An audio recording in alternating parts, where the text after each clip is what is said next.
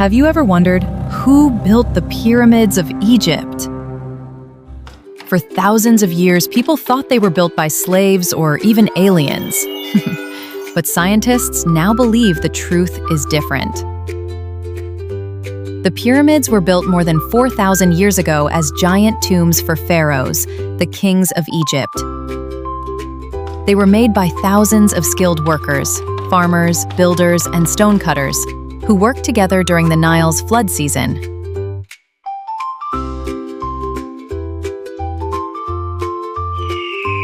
It took decades of teamwork, tools, and clever ramps to lift the giant stone blocks into place.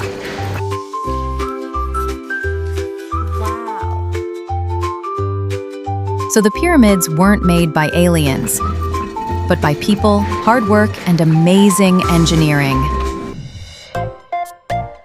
Word of the day: Pharaoh. A pharaoh was the ruler or king of ancient Egypt.